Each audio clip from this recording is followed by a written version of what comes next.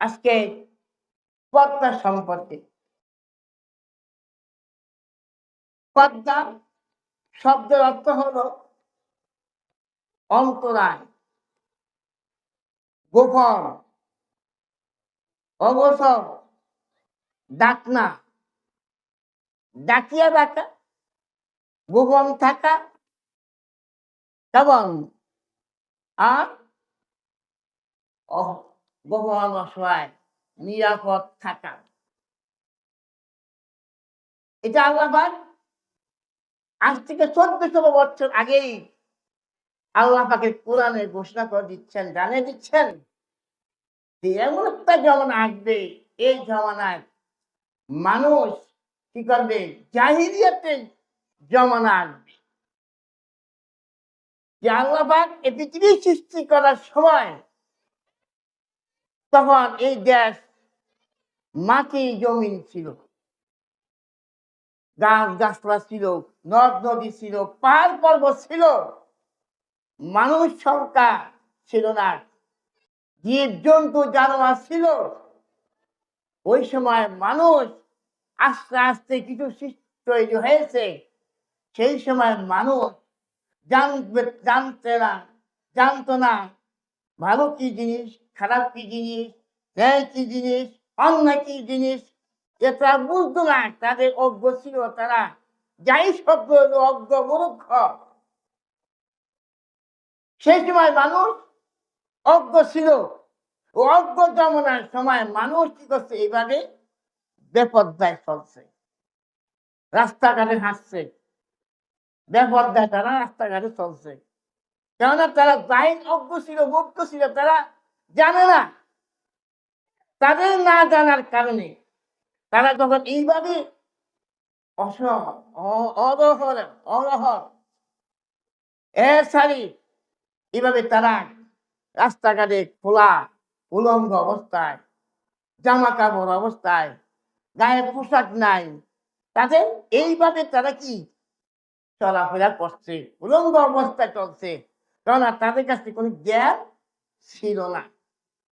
এই জন্য আল্লাহ পাক নাজিল করে দিয়ে তাদের দিচ্ছেন, ওয়াকারনা ফি বুয়ুতিকুন্না ওয়ালা তাবাররাজনা তাবাররুজাল জাহিলিয়াতিল উলা। এই আমার মহিলারা, তোমরা কোথায় থাকো? ঘরের মধ্যে থাকো, তোমরা ঘর থেকে বাইর হইও না। কেননা ঘর থেকে তোমরা বাইর হই না। এবং জাহিলিয়াতের যুগে বেপরদা যেভাবে তারা চলাফেরা করছে, তোমরা সেইভাবে কি করে না, বাইর হইও না। ভবিষ্যৎবাণী দিয়ে আল্লাহ বলছেন। তখন হয়েছে, এখন আমাদেরকে কি ভবিষ্যৎবাণী দিয়ে বলছেন, তোমরা অজ্ঞতা যোগের মতন, বেহাইয়া মহিলাদের মতন, বেহাইয়ার মতন তোমরা কি করো না, বাহির হইও না। তখন তারা ছিল অজ্ঞ না যার কারণে। এখন কিন্তু আমরা মুসলমান জানিয়া অজ্ঞ হয়েছি। এখন জানি না আমরা অজ্ঞ হয়েছি কিনা, আল্লাহ কোরআনের আয়াত তো শেষ হয়নি। কোরআনের আয়াত তো আমরা আপনার সামনে আছে, ওইটা না জানি অজ্ঞ হয়েছে, আমরা এখন জানি অজ্ঞ। এখন আমরা মহিলারা বেপরদায় চলে, পর্দায় থাকার কথা বলা হচ্ছে। আল্লাহ পাক বলছেন, তোমরা কি থাকো? ঘরের মধ্যে তোমরা অবস্থান করো, বেপরদায় রাস্তাঘাটে চলাফেরা করিও না। কেননা জাহিলিয়া যুগের মতো তোমরা কি রাস্তা বাইর হইও না। এই কথা আল্লাহ জানিয়ে দিচ্ছেন। এটাই আমাদের হাকিকত, আমাদেরকে স্মরণ করে রাখা দরকার। বর্তমান যে পরিস্থিতি, তাহলে পর্দা শব্দটি কি? আবদ্ধ থাকা। হযরত ইবনে মাসউদ থেকে একটা হাদিস, আল্লাহ রাসূল সাল্লাল্লাহু আলাইহি ওয়াসাল্লাম হাদিস শুনে বলছেন যে পর্দাটা কি? তখন রাসূলকে স্পষ্ট করলো, ইয়া রাসূলুল্লাহ সাল্লাল্লাহু আলাইহি ওয়াসাল্লাম, আমরা মহিলারা তো পর্দায় থাকবো, আল্লাহ পাকের নির্দেশ। এখন আমরা পুরুষরা আল্লাহ পাকের হুকুমগুলি পালন করার জন্য আল্লাহ পাক তাদেরকে জামাত নামাজ আদায় করার সুযোগ দিয়েছেন, বিভিন্ন ধর্মীয় অনুষ্ঠানে যাওয়ার সুযোগ দিয়েছেন, তাদেরকে বিভিন্নভাবে তারা আমল করার সুযোগ আছে। তারা খোলা ময়দানে যাইয়া ওয়াজ শুনতে পারে, তারা শিক্ষা পরিচয় শিখতে পারে। আমরা মহিলারা কিভাবে শিখব? কারণ রাসূল সাল্লাল্লাহু আলাইহি ওয়াসাল্লাম বলছেন, যে মহিলারা থাকবে তারা ঘরের ভিতরে, তারা যদি ঘরের ভিতর থাকিয়া নামাজটা আদায় করে, ঘরের ভিতর থাকিয়া যদি তারা পর্দা করে, তাহলে তারা কি পুরুষের থেকে বেশি তাদের সওয়াবটা অনুমানে লেখা বলছে। সুবহানাল্লাহ। বলা হচ্ছে পুরুষরা বাইরে যাইয়া আমল করার সুযোগ আছে, জামাত নামাজ আদায় করার সুযোগ আছে, মহিলা তো সেই সুযোগ নাই। তাহলে তারা কি আলোচনা বুয়ুতিকুম বিখাইরিল, তো মহিলারা গড়ে অবস্থান করে উত্তর। তো বলছি যে আমরা তো জমাতে যাইতে পারি না, তাইলে তোমরা জমাতে না যাইয়া যদি তোমরা ঘরের মধ্যে কি করো, অবস্থান করো, এটাই সবচেয়ে উত্তম প্রশংসনীয় কাজ। তাহলে আমাদেরকে মহিলাদেরকে কি করতে হবে? ঘরের মধ্যে অবস্থান করতে হবে। মহিলারা বেপরদায় চললে দলিত হয়ে যায়, বেপরদায় চললে দলিত হয়ে যায়। এই জন্য রাসূল সাল্লাল্লাহু আলাইহি ওয়াসাল্লাম দায়ুসু লা ইয়াদখুলু জান্নাহ, এই দলিত কখনো জান্নাতে প্রবেশ করবে না। আমাদের মধ্যে, এই সমাজের মধ্যে, এই পৃথিবী জমিনে এখন এটাই মহিলারা দলিতের অন্তর্ভুক্ত। একটা ঘটনা, হাদিস শরীফ, আল্লাহ রাসূল সাল্লাল্লাহু আলাইহি ওয়াসাল্লাম ঘরের মধ্যে বিবিদেরকে নিয়ে আলোচনা করতেছে।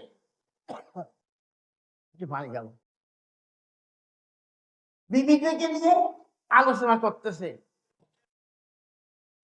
উম্মে মাকতুম নামে একজন সাহাবী, অন্ধ সাহাবী, আল্লাহ রাসূল সাল্লাল্লাহু আলাইহি ওয়াসাল্লামের দরবারে সাক্ষাতের জন্য আসছে। আসার পরে রাসূলের দরজায় বাড়ির বাইরে পর্দা আছে, তখন পর্দার মধ্যে আইসিয়া বল, আসসালামু আলাইকুম ইয়া আহলাল বাইত। সাহাবা উম্মে মাকতুম সালাম দিল, আল্লাহ নবীকে সালাম দিল, এবং ঘরের মধ্যে কারা আছে তাদেরকে সালাম দিল। সালাম দিয়া অনুমতি দিল যে আমি বাড়িতে আসতে পারি কিনা। তখন রাসূল সাল্লাল্লাহু আলাইহি সাল্লাম বিবিদেরকে নিয়ে কথাবার্তা বলতেছে। তখন আল্লাহ রাসূল সাল্লাল্লাহু আলাইহি ওয়াসাল্লাম তখন উম্মে মাকতুম আল্লাহ নবীর কাছে আবেদন করলো, প্রশ্ন করলো, আমি আপনার বাড়িতে আসতে পারি কিনা। তো আল্লাহ নবী বললেন, হে বিবিরা, তোমরা যার যার ঘরের মধ্যে চলে যাও। বিবিরা প্রশ্ন করলো, ইয়া রাসূলুল্লাহ সাল্লাল্লাহু আলাইহি ওয়াসাল্লাম, কেন? আল্লাহ নবী বললেন, উম্মে মাকতুম একজন অন্ধ সাহাবী আসতেছে। আমরা তো সাহাবী কথা শুনে চিনতে পারছি উনি উম্মে মাকতুম, অন্ধ সাহাবী। সে আইনে কি অসুবিধা, সে তো আঙ্গুর দেখতো না, সে আইনে অসুবিধা কি, সে তো আঙ্গুর দেখতো না। আল্লাহ নবী বললেন, ইয়া বিবিরা, অন্ধ সাহাবী তোমাকে দেখবো না, তোমরা তো তাকে দেখবা, তোমরা তো তাকে দেখবা। এই দেখা, এই দেখাটা কি? চোখের দৃষ্টি। যে পর্দার বিষয় বলা হচ্ছে, পর্দাটা কেন করবে? এই পর্দা হলো চোখের দৃষ্টি। এই দৃষ্টিটাকে কি করতে হবে আমার? অন্তরালে রাখতে হবে, ভিতরে রাখতে হবে। এই চোখের দৃষ্টিটা বেগানা পুরুষের সাথে দেখা করা যাবে না। এই নজর দৃষ্টির দ্বারা বলা হচ্ছে যে তোমার যে দৃষ্টি, এই চোখের দৃষ্টির দ্বারা তোমার লজ্জাস্থানে তোমাকে আক্রমণ করবে। তোমার চোখের দৃষ্টি যদি তোমার খারাপ হয়, তোমার লজ্জাস্থান তোমাকে কি করবে? আসক্ত করবে। ঠিক কিনা ভাই? এই চোখের দৃষ্টির দ্বারা এই লজ্জাস্থান কি হয়? আকৃষ্ট হয়।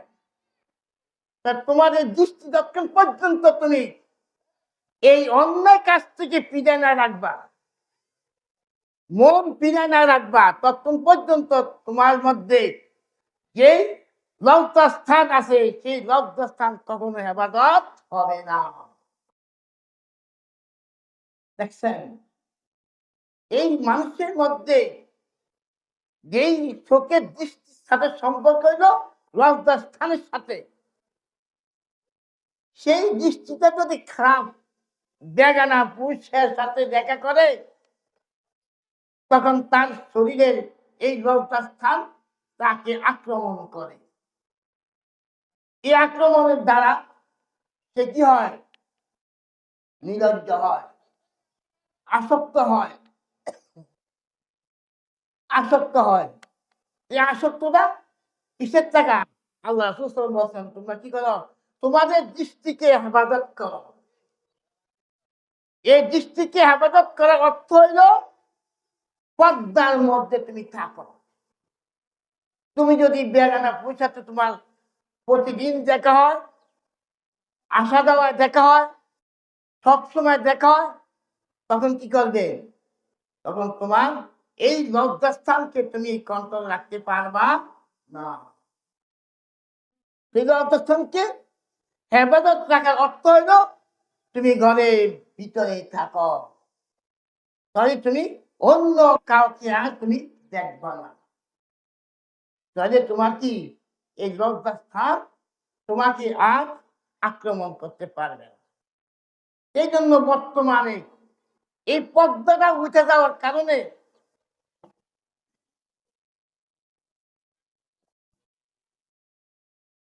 পর্দাটা উঠে যাওয়ার কারণে মানুষের প্রতি হিংস্র জানোয়ারের মতো মানুষ অবস্থান করছে। যেরকম পশু পাখি, তারা গরু ছাগল হাঁস মুরগি যেভাবে সচরাচর তারা চলাফেরা করে, এখন মানুষের লজ্জা না থাকার কারণে মানুষ অন্যায় কাজে লিপ্ত হয়। এই জন্য আল্লাহ রাসূল সাল্লাল্লাহু আলাইহি ওয়াসাল্লাম হাদিস শরীফে বলছেন, যতক্ষণ পর্যন্ত তুমি এই অন্যায় কাজ করতেছ, অপরাধমূলক কাজ করতেছ, এই কাজগুলো তুমি অনুতপ্ত করো। অনুতপ্ত করা পর্যন্ত যদি তুমি ফিরে আসতে না পারো, ফিরে আসার আস্থা তুমি অর্জন করতে না পারো, আল্লাহ রাসূল সাল্লাল্লাহু আলাইহি ওয়াসাল্লাম বলেন তোমার জন্য জাহান্নাম, তুমি হালাক, তুমি ধ্বংস, তুমি ক্ষতিগ্রস্ত, তুমি লাঞ্ছিত, তুমি অপদস্থ। ভাই অনুরোধ করে বলবো, এই কাজ থেকে আমাদের ফিরে আসতে হবে। মা বোনদেরকে দৃষ্টি আকর্ষণ করে বলছি, এই কাজ থেকে আমাদের ফিরে আসতে হবে। ততক্ষণ পর্যন্ত আমি এই পর্দাকে নিয়ন্ত্রণে না রাখবো, চোখকে নিয়ন্ত্রণ না রাখবো, ততক্ষণ পর্যন্ত আমি জিনাকারীর অন্তর্ভুক্ত। কিসে অন্তর্ভুক্ত? জিনাকারীর অন্তর্ভুক্ত। ততক্ষণ পর্যন্ত তোমার এই দৃষ্টি আকর্ষণ দৃষ্টিটাকে তুমি ন্যায়সঙ্গতভাবে কাজে না লাগাও, ন্যায়সঙ্গতভাবে না কাজ করো, আল্লাহ রাসূল সাল্লাল্লাহু আলাইহি ওয়াসাল্লাম স্পষ্ট বলে দিয়েছেন, তোমার যত ইবাদত, যত আমল আমার আল্লাহর কাছে কোনো গ্রহণযোগ্য হবে না। লা ইয়াকবালুল্লাহ, কি হবে না? কোনো কবুল হবে না। তোমার জিন্দেগি যত অপরাধ, কোনো অপরাধ আল্লাহ দরবারে গ্রহণযোগ্য হবে না। সুবহানাহু ওয়া তাআলা, আল্লাহ মহান পবিত্র। আল্লাহ পবিত্র বস্তু গ্রহণ করেন, অপবিত্র বস্তু কখনো গ্রহণ করেন না। আল্লাহ পাকের দরবারে কি, আমি যদি পবিত্র না হই, আমি যদি পাক পবিত্র না হই, আমার নামাজ, আমার রোজা, আমার ইবাদত, আমার আমল, আমার আখলাক, আমার চরিত্র, আমার ইবাদত সমস্ত কিছু ধ্বংস হয়ে যাবে। তাইলে এইগুলোর দ্বারা এই মাহফিল দ্বারা এই কাজগুলো বন্দার দিল নরম হয়। আশাতে ভয় দিলের মধ্যে আসে, কবরে ভয় দিলের মধ্যে আসে। অন্যায় করে থাকলে অনুতপ্ত হয়, আমি তো অন্যায় করছি, আমি তো এই ধরনের ভুল ভ্রান্তিগুলি করছি, আমি তো এই ধরনের কর্মগুলি করছি। এই কর্মগুলো এগুলো অনুতপ্ত করে এই ধরনের মাহফিল করা। সুবহানাল্লাহ। এর থেকে মানুষ কি হয়? মানুষ অন্ধকার থেকে ফিরে আসে। সে অন্যায় করছে না জানি না, সেই জন্য ফিরে আসতো। এটা তওবার জায়গা। এখান থেকে ফিরে আসা, এই অন্যায় করছো, এই অন্যায় কাছ থেকে আমি আর করবো না। তাইলে এই মাহফিল সার্থক হবে। এই মাহফিল আমার আপনার কার্যকর হবে যে আমি যাই করতেছি অনুতপ্ত হয়ে যা। যদি আমি করি যেটা আমি ভুল করছি, আল্লাহ সুবহানাহু সেই লোকটাই সফল, সেই ব্যক্তি সফলতা লাভ করার সুযোগটা হয়েছে। এই জন্য রাসূল সাল্লাল্লাহু আলাইহি ওয়াসাল্লাম বলছেন, যারা এই ধর্মীয় কাজের প্রতি অবহেলা, আরবিতে বলে আমা, আমা মানে এটা কি করে? গুরুত্ব কম দেয়, মূল্যায়ন কম করে, এটাকে অগ্রাহ্য বলা হয়। তাহলে সে অগ্রাহ্য করার কারণে, এই এবাদতটাকে সে মূল্য না করার কারণে, সে আমলটাকে মূল্য করা না কারণে সে কি হইল? অজ্ঞ হইল, মূর্খ হইল, সেটাকে অবহেলা করলো। আল্লাহ সুবহানাহু কি লামান আবার কারা ওমান আসানি দেখালাম জান্নাত, যারা এই কাছ থেকে, অন্যায় কাছ থেকে ফিরে আসলো, তার খারাপ কাছ থেকে ফিরে আসলো, আল্লাহ রাসূল বলতেছেন এরা জান্নাতি। আর যারা ফিরে আসলো না, তারা হইলো ওমান আসানি ফাদাখালাল জান্নাহ। আর যারা ফিরে আসতো তারা জান্নাতি, আর যারা ফিরে আসতো না তারা জান্নাতি, জাহান্নামী। তাইলে এখনো তো সময় আছে, এখনো তো সময় আছে। আমার যে 40 বছর, 45 বছর, 50 বছর, 60 বছর হয়েছে, এখন তো আমার সময় আছে যে না, আমি তো এগুলো আমার জানা নাই, ধারণা নাই, আমি জানি না। আমি জানলো আমি অনুতপ্ত করতে পারি নাই, বুঝতে পারি নাই। এই বুঝার পরও তো যদি তুমি মনে করো যে আল্লাহ আমি যাই করছি ভুল করছি, আমি ইচ্ছা অনিচ্ছা করছি, আল্লাহ পাক, আল্লাহ আমাকে আজকের মাহফিলে এই কথাটা যদি তুমি কাজে লাগাইতে পারো যে না আমি আর অন্যায় করবো না, তাহলে মাহফিল সার্থক। মা বন্ধুদের উদ্দেশ্যে বলছি, যদি এই মাহফিল আমার আপনাকে যদি মানুষকে হেদায়েতের পথে না আনে, হেদায়েত না হয়, এই মাহফিল যদি আমাকে ভালো কাজের দিকে ধাবিত না করে, এই মাহফিল দ্বারা যদি আমি অন্যায় কাজ থেকে না ফিরে আসি, পর্দা না করি, হালাল না খাই, হারাম থেকে আমি দূরে না থাকি, তাহলে আমার আপনার কোনো ইবাদত আল্লাহ দরবারে গ্রহণযোগ্য হবে না। তাহলে কি করতে হবে? এই আমলের পাশাপাশি তোমার বেশি কিছুর দরকার নাই। ৫ ওয়াক্ত নামাজ পড়েন, হক হালাল বলে খান, পর্দা করেন। ৩টা কাজ যে করবে তার জন্য জান্নাত নিশ্চিত করেন। সুবহানাল্লাহ। বেশি কিছুর প্রয়োজন নাই। আপনি চয়নিত করেন, আজ থেকে চয়নিত করেন, যা করছি বিচার করব না, আল্লাহ আমাকে মাফ করে দাও, আল্লাহ গাফুর রহিম, আল্লাহ মাফ করে দিবেন। ছোট্ট সংক্ষেপে দেখেন আপনি আজকে যদি নৃত্য করেন, এই নৃত্য করে আল্লাহ যদি আমাকে হায়াতে বাঁচে রাখে, তো আমি যা অপরাধ করছি, ইচ্ছা অনিচ্ছা যা করছি, অন্যায় করছি, আল্লাহ তুমি আমাকে মাফ করে দাও। আল্লাহ আমার আপনাকে মাফ করে দিবেন। সংক্ষিপ্ত বলছি, এক আল্লাহ বলি 101টা দৈনিক সে 101টা মানুষ খুন করে। দৈনিক একটা 101টা মানুষ খুন করে। তো খুন করতে এখন বয়স হয়ে গেছে। এখন তার দিনের মধ্যে আরে আমি তো এতদিন 101টা মানুষ দৈনিক খুন করি। আমি তো একটা মানুষ, আমার তো মরতে হবে। তখন তার দিনের মধ্যে আল্লাহ জাগরণ সৃষ্টি করে দিল এক অপরাধী ব্যক্তি। তখন সে বলল, হায় আল্লাহ, এই আমার আপনার মতন কয়েকজন ব্যক্তির কাছে বললো, ভাই রে, আসলে আমি এত অপরাধী যে আমাকে আল্লাহ মাফ করবে না।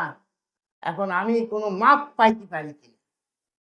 তখন আল্লাহ বলছে, ঠিক আছে, আপনি ওই হুজুর যান, একজন ভালো হক্কানি আলেম আছে, পিসাব আছেন, হুজুর কাছে যান, যা বলেন যে আল্লাহ আমি তো এই অপরাধ করছি, আল্লাহ আমাকে মাফ করবে কিনা। তখন ওই হুজুর কাছে গেছে, হুজুর বললো, ভাই বাগো মা, তুমি একটু বড় অন্যায় করছো, এত অপরাধ করছো, ভাই তোমার এই কথা আমি কই থাকতাম। তখন সেই রাগের সুরে ওই লোকটাকে মেরে ফেললো। মারার পরে আইসে বাড়িতে আইসা আবার তার দিলের মধ্যে জাগেন, ভাই রে, আমি কি কাম করতেছি, আমি কি আল্লাহ আমাকে মাফ করবে কিনা। তখন এই মুষ্টি বললো, কিন্তু আলাপ করছে, আলাপ করে বল, ঠিক আছে, তুমি ওই দরজা যাও, দরজা একজন ভালো আলেম আছে, একজন আল্লাহ বলি আছে, তুমি তার কাছে যাও, যা যদি সে বলে তুমি তার কাছে একটু কি তওবা করে আসছো। সে একটা তওবা নিয়ত করছে শুধু। সে 101 দৈনিক খুন করে সে কি করছে, এখন সে পর্যায়ে আইসা তওবা করছে যে আল্লাহ, আজকের এই মাহফিলে যদি আমি শুনিয়া এত অপরাধ করছি, এত অন্যায় করছি, আমি তো 101 মানুষকে খুন করি না, আমরা তো 101 মানুষকে খুন করি না, এত বড় অন্যায় তো আমরা করি না। এত বড় অন্যায় করিয়া যদি এই লোকটাকে শুধু তওবা করা নিয়তে দরজা রওনা দিচ্ছে। দরজা রওনা দেওয়ার পর প্রতিমধ্যে মাঝামাঝি দৃষ্টি গেছে, আজরাইল তার পাশে দাঁড়িয়ে গেছে। আজরাইল, এখন আজরাইল যখন আইয়া গেছে, তখন একটা হলো জান্নাতি ফেরেশতা, আর হলো জাহান্নামের ফেরেশতা। এখন জান্নাতে জাহান্নামের ফেরেশতাকে টানতে আছে। এই তো আজীবন দৈনিক 101টা খুন করছে, এতে কোনো ভালো মানুষ নেই, এতে কোনো ভালো মানুষ নেই, জাহান্নামের ফেরেশতাকে টান দেখা দিতে আছে। আল্লাহ পক্ষ থেকে ওই আসলো, এই জান্নাতের ফেরেশতা আপনি টাইনে তাহলে ওই লোকটার বাড়িতে পথটা একটু বাড়ায় নাও। মাঝামাঝি দৃষ্টি আইছে, সেই রাত্রিতে খালেদ বলে, তওবা করছে, আল্লাহ আমি একটু 100 দৈনিক খুন করতাম, আল্লাহ তুমি আমাকে মাফ করবেন। আল্লাহ তার দিলের মধ্যে দাগিয়ে দিছে, তওবা করো, তওবা করে তুমি তওবা করো, আল্লাহ তোমাকে কি করবেন, মাফ করে দিবেন। সেই তওবা নিয়তে ওই পিসাবের কাছে গেছে, আল্লাহ ওলির কাছে গেছে, যাইতে পারে নাই। পথের মাঝখানে আমার আল্লাহ ফেরেশতাকে টাইনা নিয়ে কোনা, এটা বেশিরভাগ উড়ে যায় টাকার দিকে, মা পদ মা মেটালে অর্ধ দিক তো টাইম নাই। ডান দিকে ফেরেশতারা কি করছে, টাইম না তার বাইর দিকে বাড়াই দিচ্ছে, বলো সুবহানাল্লাহ। কি কয় আল্লাহ তাকে জান্নাত কয়, কয় এই লোকটা কি জান্নাত না জাহান্নামী। কথাটা মাইপা দেওয়াতন কি যেই বাচ্চা রওনা দিছে, যেই বাড়িতে যাইতেছে ওই বাড়িটা বেশি দূরে না বাড়িটা বেশি দূরে, কয় না বাড়ির থেকে বেশি দূরে, ওই বাড়িটা কাছে। কয় সেই বেগমটা জান্নাত, কি বলো সুবহানাল্লাহ। কি শুধু আল্লাহ খাস ভাবে তওবা নিয়তে সে রওনা হয়েছে। এই মাহফিল তো আমার আপনার জন্য এরকম তওবার জন্য একটা পরিবেশ, অবস্থান, দিন নির্ধারণ করা হয়েছে। যত কিছু করছি, অন্যায় করছি, আমি খাস ভাবে তওবা করা নিয়ত করি, আল্লাহ কিছু গুনাহ মাফ করে দিল। সুবহানাল্লাহ। হাদিস শরীফে আসছে, আমরা যে প্রতিদিন নামাজ পড়ি, প্রতিদিন এশা নামাজ জামাতে আদায় করে, এশা নামাজে পড়ার পরে আপনার দিনের গুনাহগুলো আল্লাহ মাফ করে দেয়। যখন মসজিদে যান, এই একদিনের গুনাহ এশা নামাজের পরে আল্লাহ মাফ করে দেয়। পরের দিন আবার এশা নামাজের পরে আল্লাহ মাফ করে দেয়। ফজরের পরে দিনের গুনাহগুলো আল্লাহ মাফ করে দেয়। আর এশা নামাজের পরে কি করে? আল্লাহ দিনের গুনাহগুলো মাফ করে দেয়, রাত্রে গুনাহগুলি মাফ করে দেয়। তাহলে ফজরে কি করে? ফজর রাত্রে গুনাহগুলি মাফ করে দিবে, দিনের গুনাহগুলি। এশার পরে কি করবে? দিনের গুনাহগুলো আল্লাহ মাফ করে দেয়। এইভাবে আপনি প্রতি শুক্রবারে মসজিদে যান, এই ১ সপ্তাহের গুনাহ আমার আল্লাহ কি করে দেয়? মাফ করে দেয়। সুবহানাল্লাহ। তাহলে এইভাবে প্রতি মাসে যে আপনি যাইতেছেন, যেই দিন নামাজ পড়তেছেন, এই সপ্তাহ কি হয়? এই উসিলা করে আল্লাহ পাক বান্দার কিছুই গুনাহগুলি মাফ করে দেবেন। সুবহানাল্লাহ। অর্থাৎ বান্দা নিষ্পাপ থাকে না। এইভাবে দৈনিক এই যে ওয়াজ মাহফিল আসছেন, হাদিস শরীফ আসছে যে আপনি যে ওয়াজ জায়গায় আসছেন, যদি ১ বছর গুনাহ আল্লাহ আপনাকে জমা করে রাখে, এই মাহফিলের উসিলায় ১ বছর গুনাহ আল্লাহ পাক আমার আপনাকে মাফ করে দিবেন। সুবহানাল্লাহ। এই যে শবে কদর, শবে বরাত, এই শবে মেরাজ, এই যে রাত্রিগুলা, এই রাত্রিগুলা বছরে একবার, ঠিক কিনা ভাই? এই বছরে একবারে আল্লাহ পাকের কাছে যদি ক্ষমা চায়, আল্লাহ বান্দার পিছের গুনাহগুলো আল্লাহ মাফ করে দিবেন। সুবহানাল্লাহ। এই দিনগুলো, এই মাহফিলটা আমরা বুঝি না। মাহফিল তো বছরে একবার, ঠিক কিনা? এটা আর আসবে নি। আমার ১ বছর যদি হায়াত থাকে তার জন্য আসবো। আর আইতে পারবো? তাহলে এই যে ১ বছর উসিলা যদি আল্লাহ পিছের গুনাহগুলো আল্লাহ মাফ করে দেয়, ওটা আমি কি বেঁচে গেলাম। এই জন্য মাহফিল কেন দেওয়া হয়? আমাদের উদ্দেশ্য কি? আমাদের উদ্দেশ্য দুনিয়ার স্বার্থ, নেক অর্জনের জন্য নয়, গুনাহ মাফের জন্য নয়, গুনাহ থেকে বাঁচার জন্য নয়, আমরা জাহান্নাম থেকে বাঁচার জন্য নয়, খালি দুনিয়ায় দুনিয়া। এটা হলো নেক অর্জনের জায়গা। এটা হলো ক্ষেত। আর দুনিয়া সিজনুল মুমিন ওয়াল কাফিরিন মিনাল জান্নাহ। এই দুনিয়া হলো মুমিনের জন্য জেলখানা। আর কাফের জন্য হলো বেহেশত। যারা অপরাধী তাদের জন্য দুনিয়া সুখ আরাম, নেককার বন্ধুর জন্য না। তো এই জন্য বুঝতে হবে ভাই, এইটা আজকাল ইমানদারি ব্যক্তির কি আমলের যোগ, নেক অর্জনের সময়। ব্যবসায়ীরা করে কি করে? সময় মতো তারা ব্যবসা করে, পুঁজি বাড়ায়, ব্যবসা লাগায়, কিনলে রমজান মাস হলে ব্যবসা বেশি। এটা কারা বুঝে? ব্যবসাওয়ালা বুঝে। স্বর্ণকারে স্বর্ণের ব্যবসা বুঝে। তাহলে প্রত্যেকের ব্যবসাটা কি সময় বুঝে কি বুঝে না? বুঝে। ইমানদারের জন্য এই ব্যবসার একটা সুযোগ।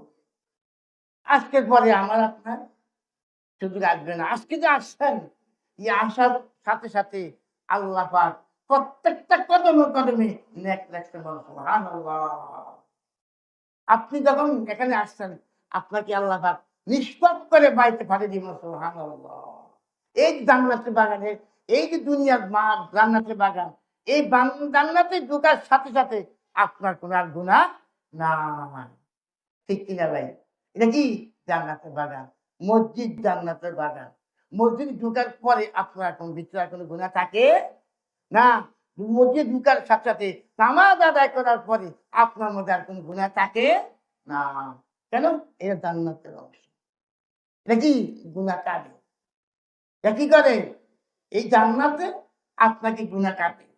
দেখবেন না, এক রকমের পাথর আছে, পাথর মানুষে ঘষা দেয়, ঘষাতে কি করে? এটা ময়লা আবর্জনা কমায় নেয়।